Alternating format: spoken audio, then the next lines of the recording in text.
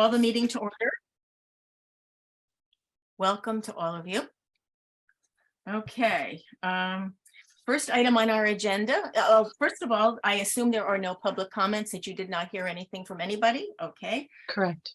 Second item on the agenda is minutes.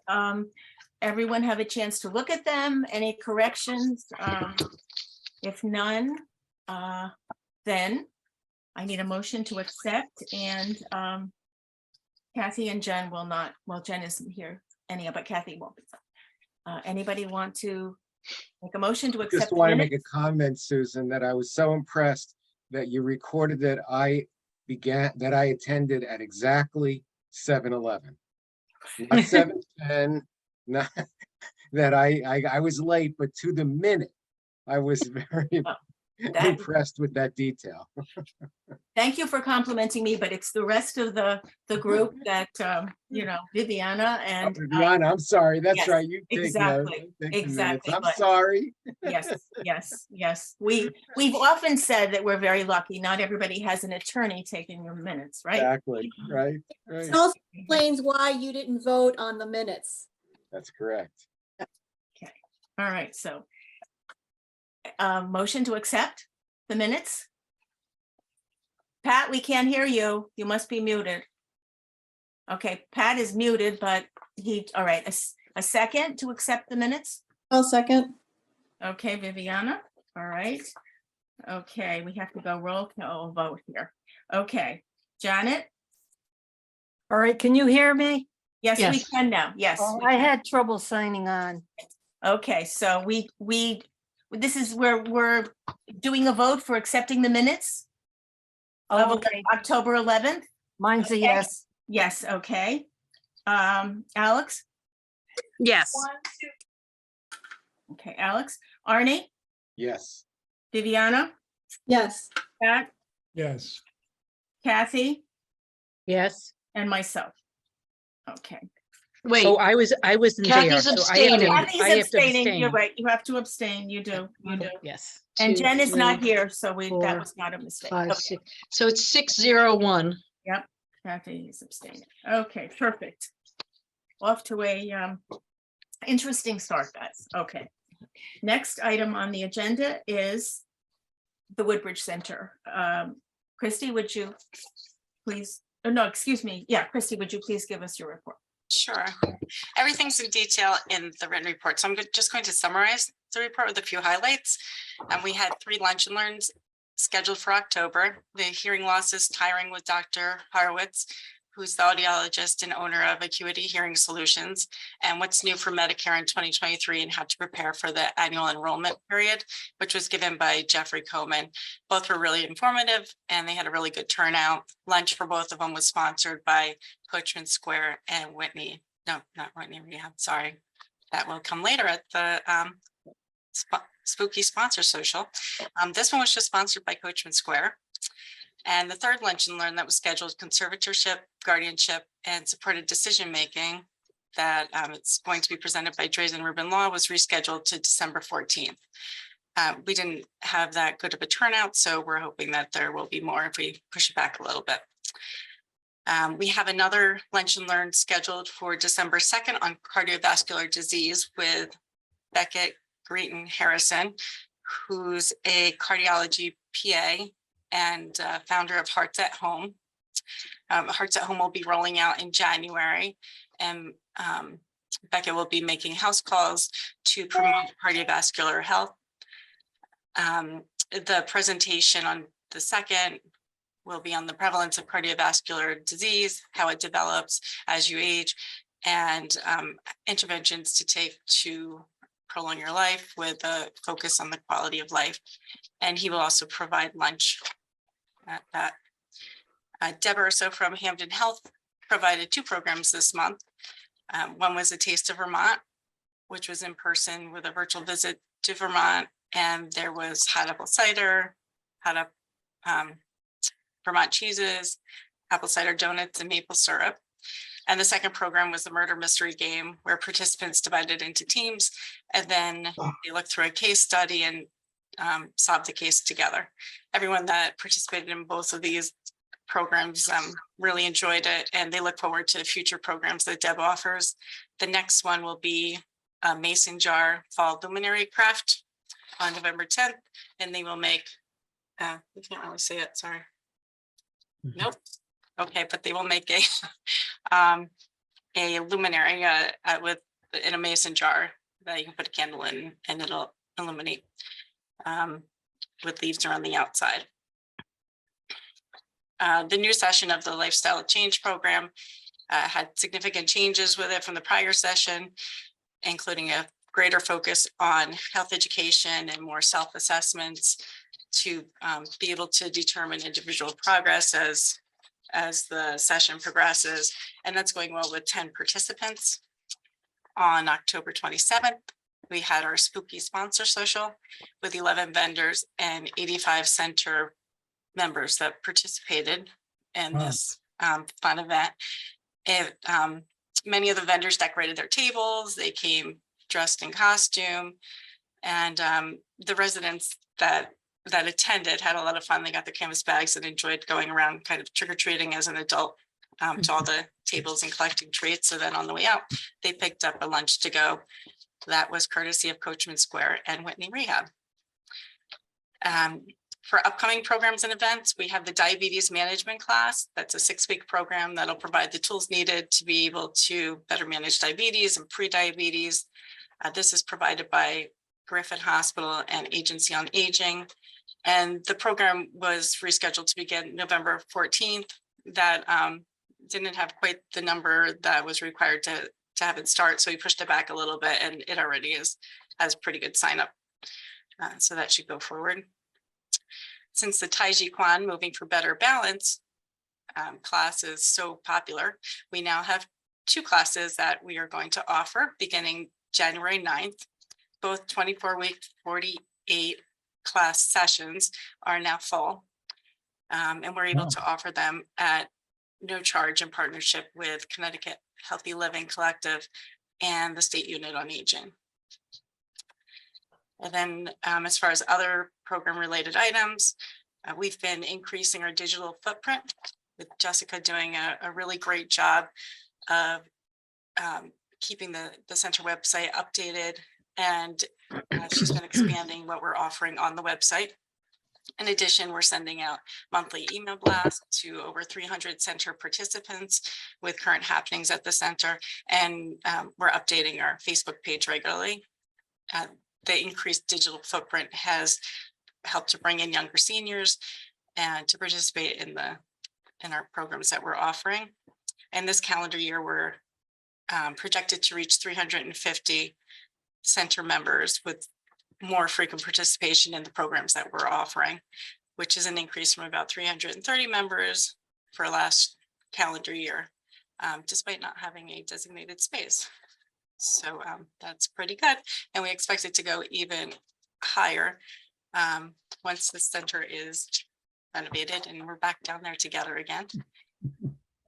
As far as staffing and transportation, last month, as I mentioned, Michael Quick, our regular Wednesday and Thursday driver, resigned suddenly, leaving us short on drivers. This is reflected in our transportation numbers on the stat page in my report.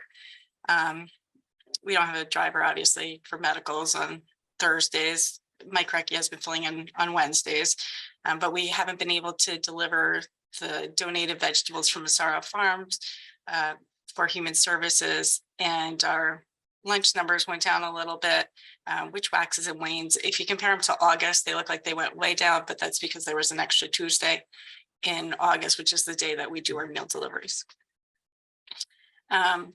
This month, we unfortunately received notice that Phil Rubin, our regular Tuesday driver, will be retiring as of the end of November. Phil has been a really great part of our team, and he was nice enough to give us 5 weeks notice to try to fill the position. We posted the position, and we've been trying to think outside of the box for ways to find a driver. One of the solutions that we were exploring was to team up with other centers in the area to try to provide more hours for a driver if that's what they're looking for. But what I'm finding out is different centers have different requirements. And so we're trying to determine what those are. For example, Seymour has a 27 passenger bus, so they require a CDL for their drivers. Since our vans are much smaller, we don't require a CDL. We just need to have a passenger endorsement. And the other thing that we're looking into is bringing in a driver just to do the meal deliveries, possibly using their car so that it doesn't conflict. Maybe if we get another driver on Tuesdays. Phil actually is considering doing just the meal deliveries. He'll let us know in the near future if that's something that he will do.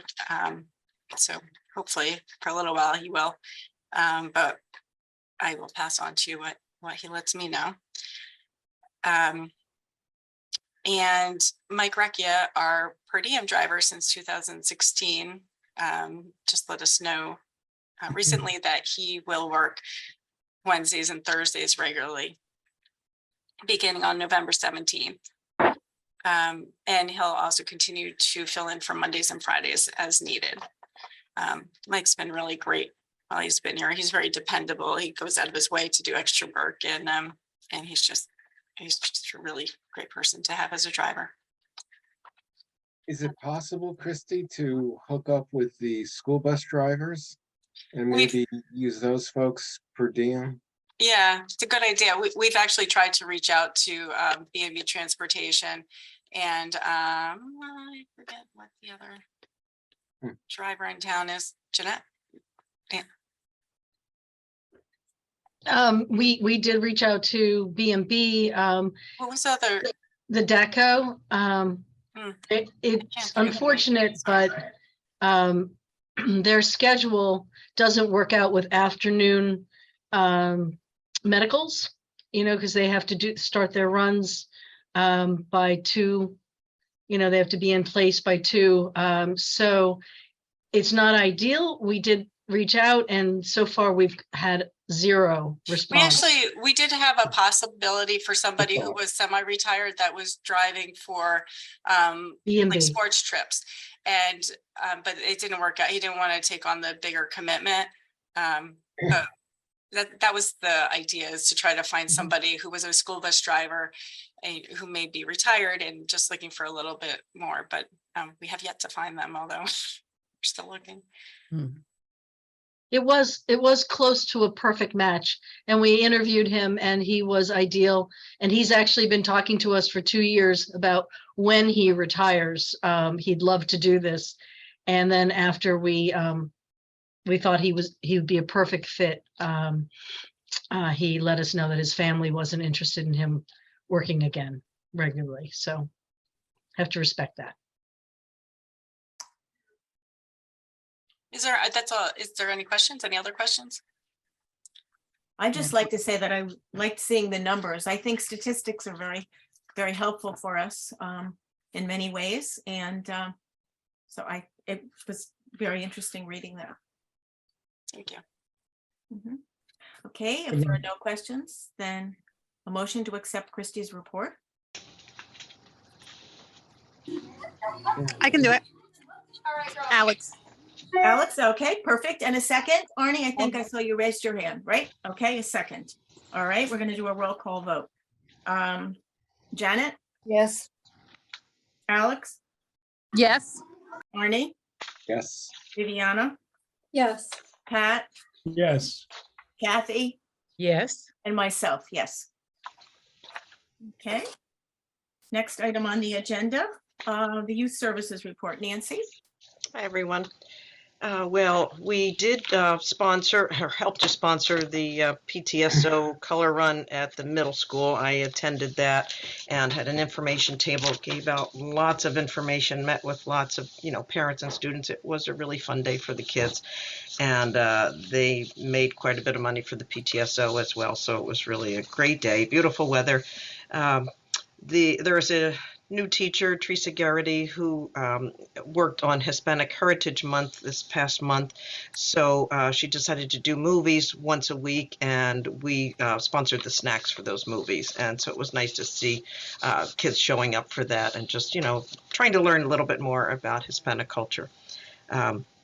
We also helped to sponsor Truck or Treat, and Ellen and I did go over. We gave out over 1,000 bags for kids that had fire prevention information. So there were still people coming at the end. So it was fun. It was a really fun evening, and we were glad to be there.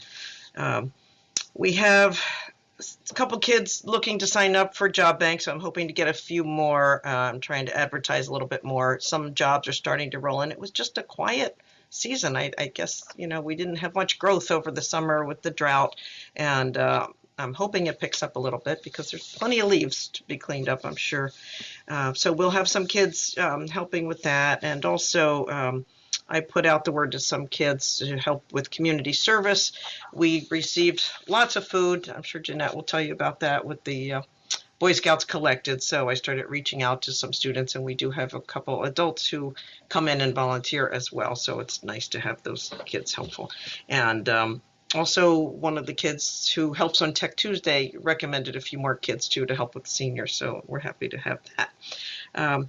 Youth evening program. We had a Halloween spooktacular last week, and it was spooky because Jamie Joy is our new coordinator, and honestly, she was fantastic. It was her second day of work, and we hit some records again with 162 kids at that program, and luckily we got lots of last minute volunteers. So we had about, I think we scheduled 15 parents to come. I think we had at least 18 or 19 show up, and I was very grateful to have that help. It's just that everybody comes in at the last minute, and you're trying to sign the kids in, and it's a big rush and a big push to just get the kids inside because we don't want anybody hanging around outside. We want to get them in and keep them safe. We had a mummy wrap that evening. We gave out lots of raffle tickets to the team who won the mummy wrap, and it was really fun. Some parents donated toilet paper. We had some here in boxes, and so it was fun to see that. Our DJ was great, and he had a little dance contest at the end of the evening to use up some of his raffle tickets that we had him give out. We also had a costume contest, and so the winner of that won a book with a gift card in there. And we also gave out a wireless Bluetooth speaker for the raffle. We gave out gift cards to Starbucks, Dunkin', and we had one donated for Apple apps, and we also have a couple donated that we'll use for our next program. We also had the inflatable axe throw. We weren't sure how that was going to go, and actually it was busy the entire evening. The kids did really enjoy it, and so we kept party people busy that night too. So it was a fun night. We had 15 pizzas ordered because we didn't ask for pre-registration, and we had no idea how many kids were coming. We went through that. I had a gluten-free and a dairy-free pizza that we held aside in case anyone needed it. And students came to me and said, "Can we give this out?" I said, "Put it out there." Kids went through every cookie, every piece of pizza. And we also had about 7 high school students who helped as well. So, and they were great. We did everything from, decorating to, just having them help with raffle tickets and hand stamping. And it was an interesting evening. But I have to say, Jamie Joy was wonderful. Her composure is just amazing with students and parents, and just so friendly, but really just, seems dedicated to her work. So I am grateful that we have someone who I think will really fit in. So I'm happy to have her. Nancy, I'm going to Yes. interrupt you for a second Mhm. because I really want to give kudos to the youth services, their event with 162 kids and the parent volunteers and a somewhat new staff. Even the per diem staff was new. And we were They- missing one that night. They handled things. I don't know if any of you have read on Facebook. area Facebook posts that there was trouble at a similar event that happened in Orange. I'm still not sure whether it was Orange Youth Services or the school that put on the event. It's not, I called them.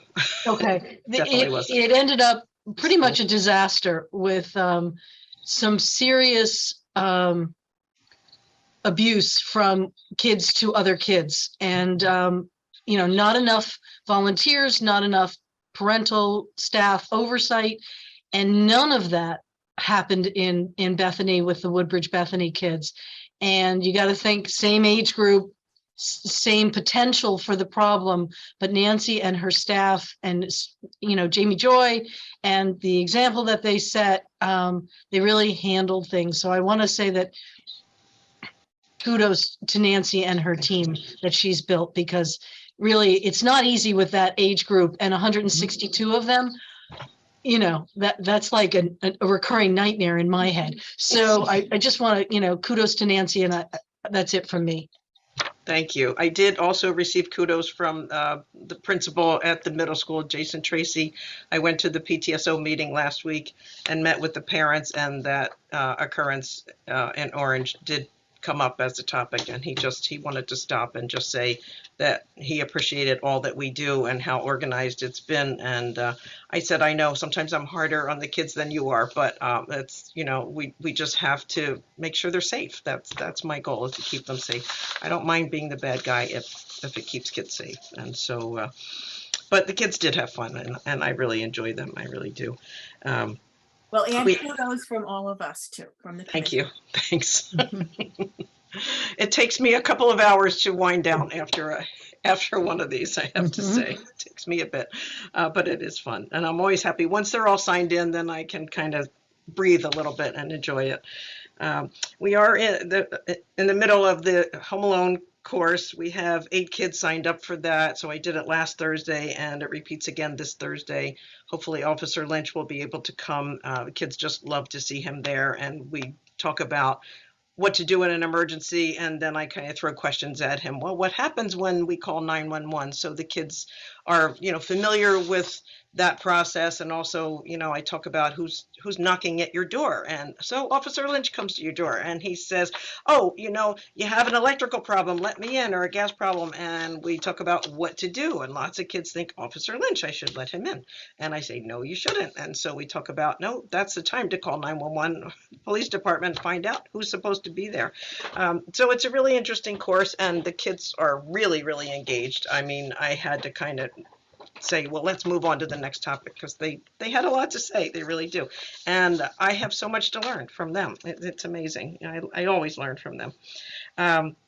We also have a paint party coming up November 18th. It's a Friday from 2:30 to 4:30. That will be an after school event at the middle school again. Fee is $20, and we have Samantha Woodruff, our artist, who is just amazing with the kids and just she's just wonderful, and she's so dedicated. And again, the kids are so focused and so engaged. You can't hear a pin drop. It's amazing. So hopefully we'll get some kids to come to that. December, Jamie and I just sat today and kind of brainstormed, so we don't have definites, but we thought maybe we'll do December. We might do like a cookie decorating thing and a snowflake craft or whatever. So we've got to see if we can get space and start working on that. December will be here before we know it, folks. And January, we thought maybe we'd do a movie night and try to, do something a little different, but we'll see. And we'd also like to start the We Care bags and put the word out the way we did last year, where kids can make bags for the homeless. And, they can also get community service hours for doing that. So also Toys for Kids. I did get in touch with Toys for Kids at Team in Derby. They are doing it again this year, but all of the applications will be completely online. So we won't be doing applications here unless someone needs help with it. They can come in and we'd help them with it. Or they can just call and get help from Team. So that program, we have a box I'm wrapping, and we'll put that in the library for some toy donations, and I'll put one outside the gym too. And those toy donations will be due by the 7th of December, and they'll pick those up. So it's a great program, and we've had several people in Woodbridge participate in that. I do need to reach out to the Reach Foundation about Shop with a Cop. I haven't heard from them yet, so not sure if they're doing that this year or not, but I will reach out and find out what they're doing.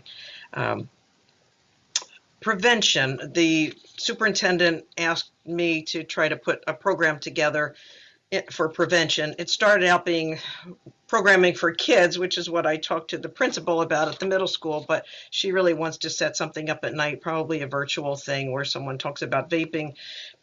And I have Trisha Dahl from Yale. She does the vaping program, but then the superintendent also wants us to talk about edibles and fentanyl.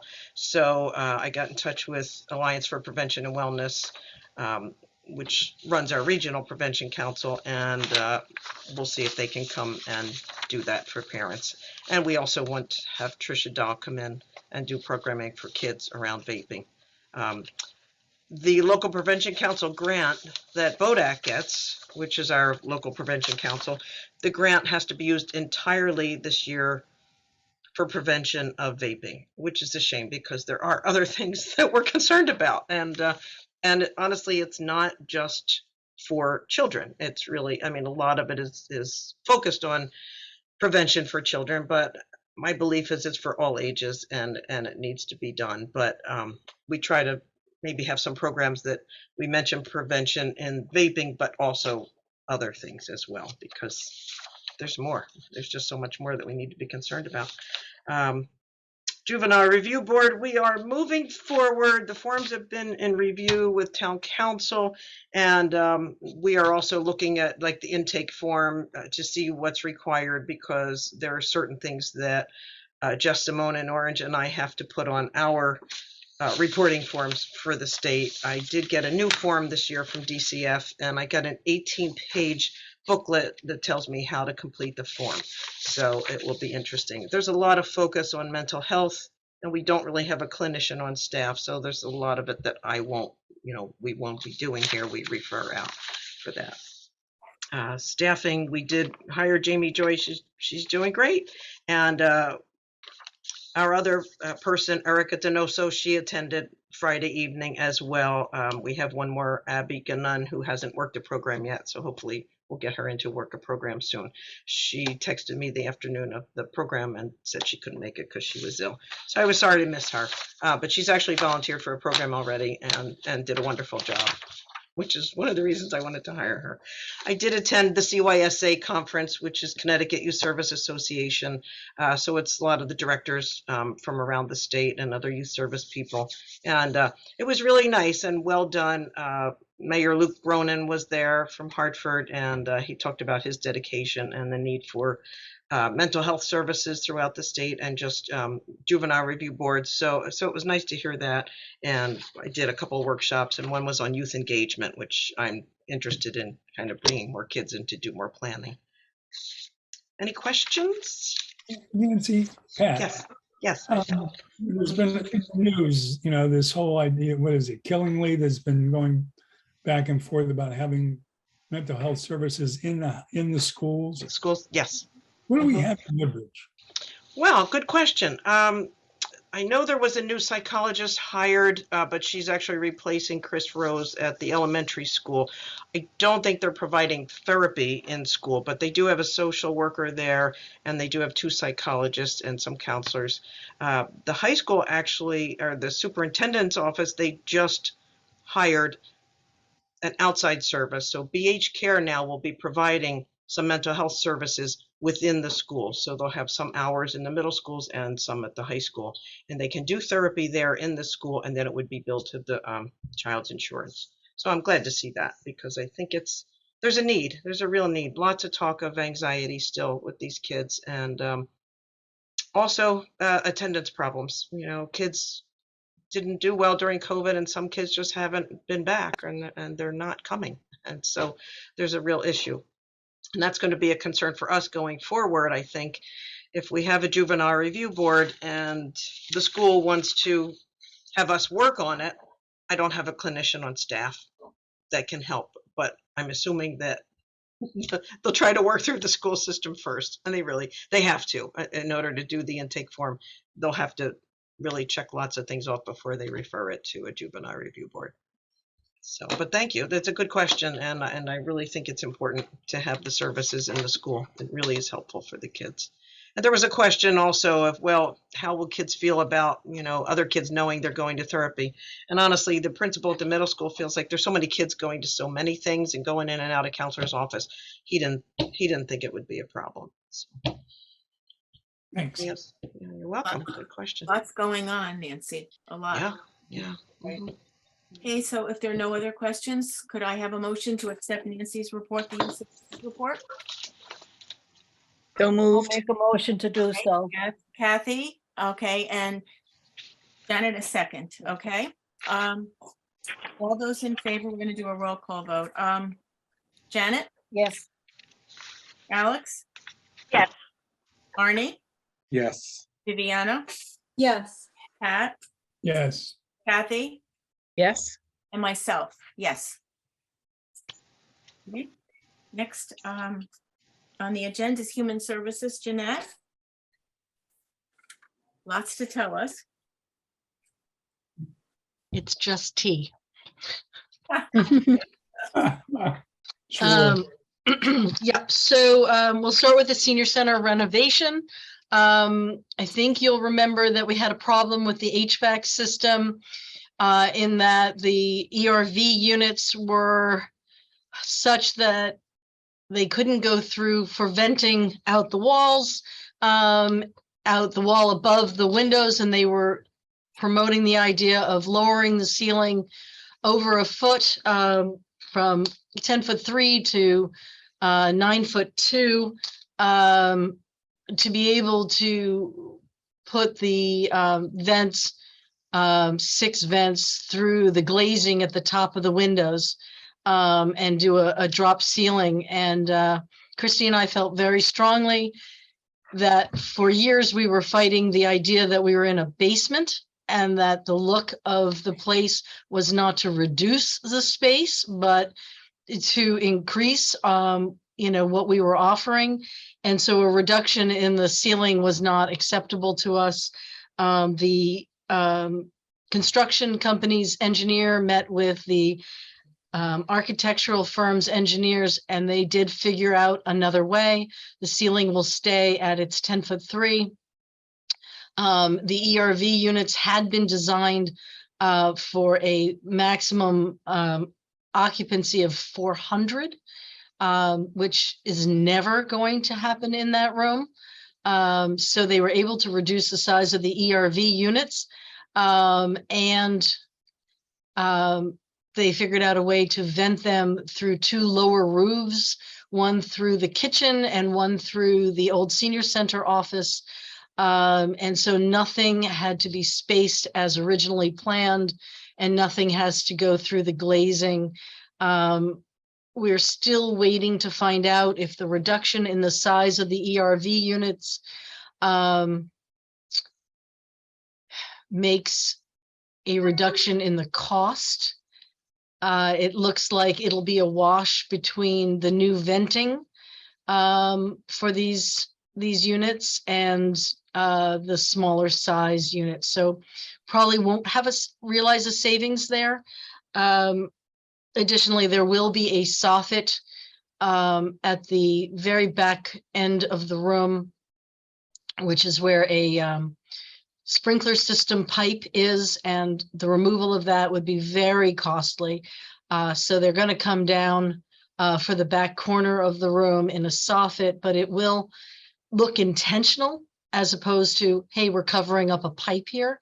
And hopefully it will mirror the front of the room where there's another soffit, and really look like quite a nice design. So we're quite pleased about that. Things are getting ordered. There is a long lag time on supplies. For an example, the order for the doors, just office doors, we were trying to get them to match the bathroom door instead of, they could get metal painted doors down there very quickly and very cheaply. It just wasn't the look. Susan feels the same way. She's been at all of these meetings. She's amazing coming and being at these meetings. Susan also, by the way, felt very strongly about lowering the ceiling. And so I'm glad that didn't happen. But these doors, it's a 17-week lag time on the delivery. So those have been ordered. So it'll look like about end of March by the time we have doors in the space. And hopefully there won't be any more delays on that. And we're just moving it forward. You know, each week there's communication. Every other week there's a meeting, and it seems to be going very well. I have no problems with it. We did struggle to get a cost on the, those of you who've read the capital budget, we struggled to get a cost on the room divider. I have talked to Tony about adding the room divider into the capital budget because we're not sure there'll be any money left over for an ad alternate at the end of the construction project, which is where it sits now. So the projection system and the room divider are both, you'll see in the capital budget. But I did get a ballpark figure today, so I can fill you in on that for the capital budget. Are there any questions about the renovation? Okay. All right, thumbs up, good. We're excited about that. The Center Building Renovation Committee, which Susan sits on as well, has been getting some final information. We have 4 finalists for the design of the project, and we'll be meeting twice more in November to interview those 4 design companies, design architectural companies, and then we'll meet once more at the end of November to make a recommendation, which we'll make to the Board of Selectmen. Board of Selectmen meets December 14th, and we'll choose a design firm, hopefully of our recommendation. We have agreed that the Center Building Renovation Committee will take on the task of the separate project of the Center Building Gymnasium. The Center Building Gymnasium, as you remember, received a $500,000 steep grant, and there's no reason that that project should be delayed by waiting for the rest of this building, which potentially is a project in the next couple of years or not, depending on what the voters say, residents say. So we're going to move ahead with the Center Building Gymnasium, and we'll hopefully, they're looking into, in the grant, it actually listed a design company had given us information. So we're looking to see if we can just move ahead with that company and just sort of keep going and get all the information we need and get that project underway. I can tell you that Christy, for one, is really looking forward to getting this gym renovated. The Wi-Fi helped, and we need a new floor. We need HVAC so we can put people in there safely, and the bathrooms will all be renovated. So it's a great upcoming project. Whether or not the whole building happens, the police department, human services, the envelope of the building, that'll be up to a referendum. But this gym is certainly a reality. And just like the senior center, where we started with the ramp and bathroom, added the carpeting, added the painting of the room, and we just started moving the project forward. I feel like the senior center and then the gym will add momentum to the center building project and potentially move it forward as well. So are there any questions about that? Moving on to the budget update, I met with Pat and Susan to go over the capital budget. I did submit it because they required that, but in your packets you received the capital budget, and it's probably in front of me somewhere. Here it is. And a cover letter that went with it. You'll see on the first page, there's a description of a project in progress. I've never actually done one of these before because they've never granted us anything. So this is the center building renovation project, and you'll see all the money that came in through the various grants and where we have either expended money or what is left to expend. If there's no questions, I'm just going to keep moving through. If someone has a question, please just stop. We have again put the car in the budget, looking for a new car. The description here reads, actually in the cover letter, it says, I think I was as clear as I've ever been about this. The decommissioned car received from the police department in 2020 has a substantial number of miles on it. Currently, this 2007 Ford 500 has 178,000 plus miles, and maintenance is an ongoing problem. The department will need to replace that vehicle as soon as possible. This has become a yearly request, as we are consistently asked to utilize vehicles which have exceeded their useful lifespans. Should we be granted this request, we will look to purchase a vehicle through the state system. I just want to be clear that every time we're given a hand-me-down from the police department, the vehicle spends an inordinate amount of time in the town garage. And because there's only one mechanic in the town garage, and they have a fleet of vehicles from Public Works, we get, and this is no reflection on the mechanic because he's terrific, but we get short shrift because we are made to wait. And, you know, obviously, if someone needs a ride in that car and can't go on the vans, you know, we're not providing the service that we have committed to provide.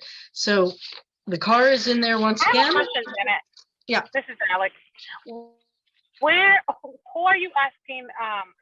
I don't recall right now, but who are you asking for the car grant? And I'm wondering if there's a way maybe you and I can meet, because I can discuss something maybe with our commissioner also at DCF.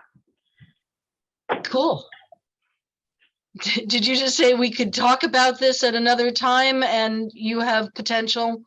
Yeah, maybe Potential we can to talk help? about, you know, and have the grant written, and then we can discuss, you know, a time to meet with our commissioner, because, you know, we do have cars too, for DCF. And so a lot of our cars go really, go back to fleet with low miles. We can't have them up into a certain time of, you know, year or miles or whatever it is, but that could be a possible conversation.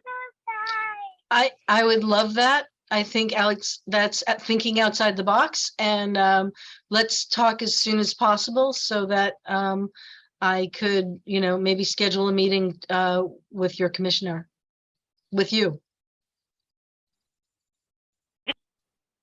Thank you. Yeah, so, you know, short of having, you know, a bake sale, we really do need to figure out how to, I mean, the police are actually in the process of decommissioning another vehicle, and we will get another vehicle. But my request is not to do that this time. So, you know, it's entirely up to them. The next page is reflective of the next two pages are the reflective of the items in the senior center renovation project that are not funded at this moment. And it was Tony's idea to put them into the capital budget. And I just wrote in the cover that these items are necessary for the operation of the senior center, and as Pat added, a good investment. So I have Pat's, it's a good line anyway. So that is, it's $30,000 total for the purchase of the projector, installation, all the technology.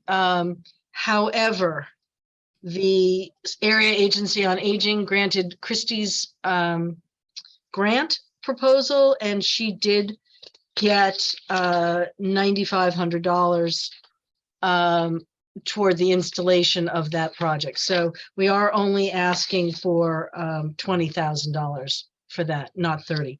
The next one, you don't have any numbers in because I only got them today. I've been asking. And today we got a ballpark figure on the cost of that divider, since a lot of the framework for that divider actually is in existence from the previous divider and has in perfect condition. Really, we're talking about the purchase of the item, the installation of the divider, and a soffit that needs to be built around the framework.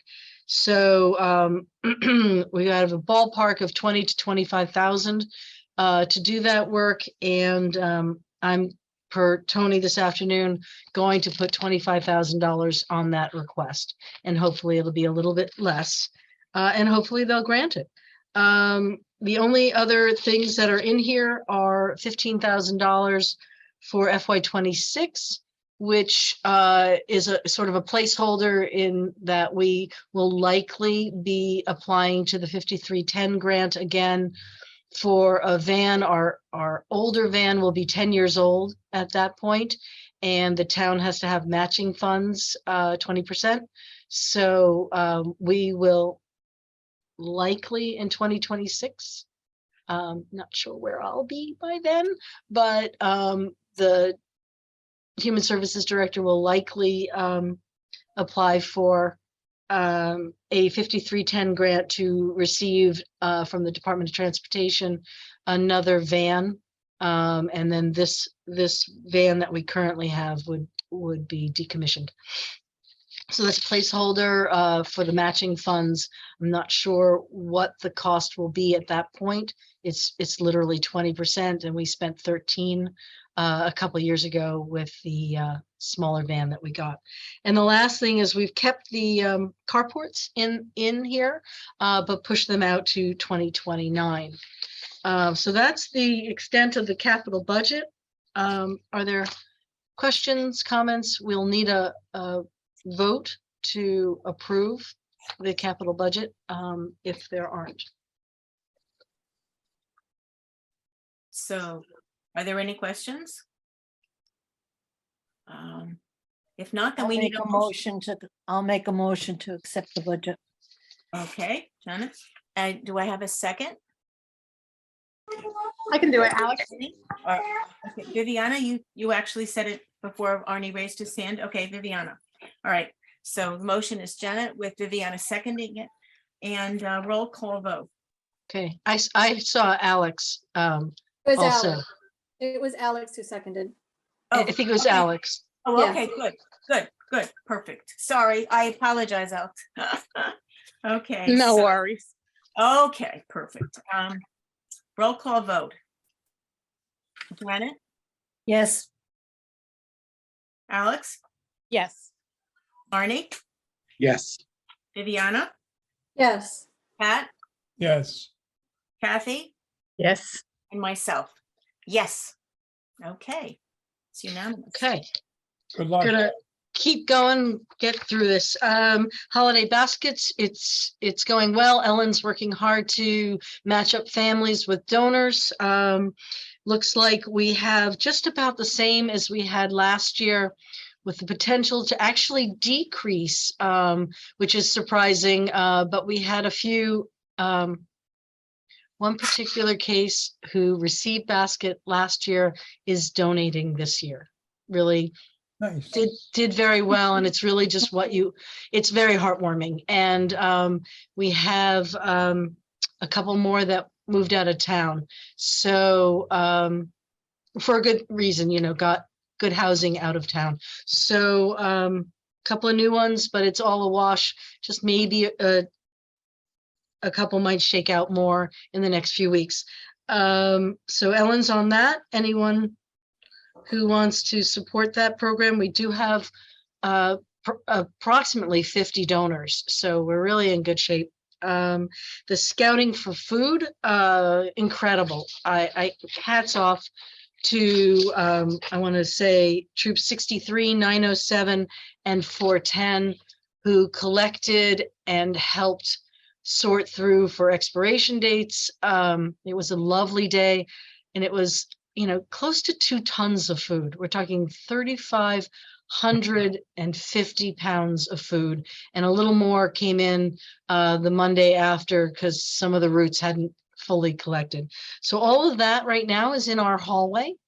And Ellen's done a great job, and Nancy, of getting kids and adults in. It's even better when the adults come in who can help coordinate the kids, excuse me. And we don't have to actually staff it out in the hallway. We can have these adult volunteers give the kids direction. But it looks like, it's really heartwarming to see how I'm completely overwhelmed by it.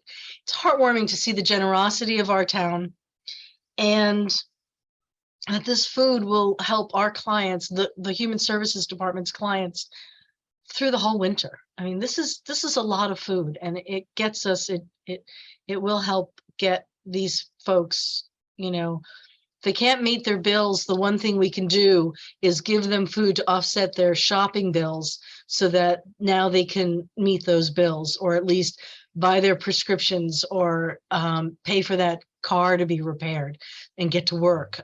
So it's pretty special. So the only unfortunate thing is we don't have someone in Betsy Yagla's position, so I couldn't plop it onto the town's Facebook page like I wanted to, but I think we'll use the other local Facebook pages and get that information out there, just to say thank you to everyone and let them know. We had one guy who was working out in the gym, and he came in the hallway and he started pulling the bags apart. And I had just gotten those bags and boxes together with the kids, because we sorted the food. It comes in and we sort it by type of food. And I said, "Excuse me, sir, what are you looking for?" And he goes, "I want to see if my bag got collected." So it was fun. It was really, it's a lovely thing. And lastly, we have our meeting dates, which the second email had the correct dates. I hope you've had a chance to go through them. These dates, Ellen and I tried to vet all the calendars. We got lucky, I think, with Rosh Hashanah and Yom Kippur. So we should be fine. Has everyone had a chance to look and make sure that we haven't stepped on any toes here? I tried to stick with no Tuesdays this time. I think it's difficult. I think if you stay with Mondays and move it to the second week, that's one thing. But if you start moving to Tuesdays, I think it throws everyone off who has commitments on other days. So if somebody can make a motion to accept, we'll submit this to the clerk's office, and then we'll be in compliance for January. I make a motion to accept the 2023 meeting schedule. Okay, and a second? I'll second it. Pat raised his hand first. Okay, Pat, all right. Roll call vote. Janet, Yes. Alex, Yes. Arnie, Yes. Viviano, Yes. Pat, Yes. Kathy, Yes. and myself. Yes. Unanimous to accept our 2023 Human Services Commission meeting schedule. Okay. Perfect. Oh, and we also need, Jeanette, any more? Do you have any more to report? If not, Thank you. then we need a motion to accept Jeanette's very comprehensive human services report. Also move. Okay. Arnie, and a second? I can can second. Okay, Kathy. All right. Motion to accept the Human Services Commission report. Roll call vote. Janet, Yes. Alex? Alex? Yes, I'm sorry. I was trying to mute and it wasn't working. Okay, all right, thank you.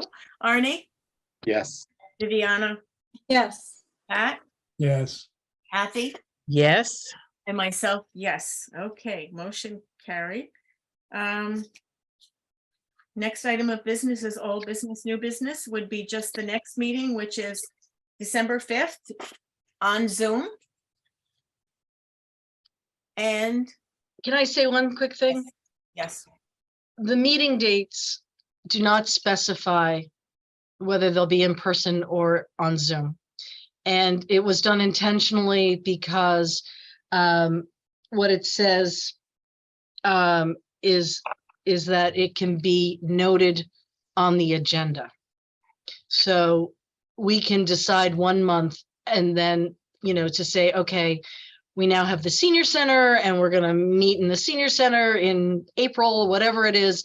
And we can decide and put it on that agenda that we will be meeting in person. Or we can decide, God forbid, that the numbers are bad again and we want to go remote, and we can put that onto Zoom. So it leaves the discretion of the meetings to the board instead of planning it and then having to change it with special meetings. And so I just wanted to explain that it doesn't specify for a reason. so is everybody, we haven't discussed it, but it's on Zoom for December 5th. Everyone's okay with that? The consensus seemed to be that people were comfortable with, they liked it, and that we don't really have a great place to meet, so, okay, Yes. all right. Can I make a suggestion just in terms of the flow? Yes. Other meetings that I've attended that have been on Zoom, just something to think about. Rather than taking roll call votes where everybody has to affirm a yes, they ask if there are any nays. And if there are no nays, then it's assumed that everybody else is a yes. It's Is that okay? just a thought. Okay, is I that mean, okay? this is another municipal organization, not in Woodbridge, in the city of New Haven, actually, they do that. Does it just a really, thought. I don't know does if it it really- works, but it's less clumsy. right, okay. I like it. Yep, if everybody's okay with that, I Sounds think, good. I think that will work out, okay? With the exception of the minutes, if there are Yeah, those who haven't attended, who are abstaining, but Yeah. we'll do all the other votes that way. I have no idea what everybody else, I thought everybody else did it the way we've been doing it, but if nobody has a problem, then that's it. Okay, we do need a motion to adjourn. But thank you, Arnie, for that. We need to get as efficient as possible, right? so moved. Let's Okay, see how it works. okay. And a second? I'll second. Okay. Anybody object to adjourning at the moment? Okay, I guess that there are no nays to adjourning. So, And look at that, 1 hour. how do you like that? Wow. All right, we had a lot of Wonderful. business too.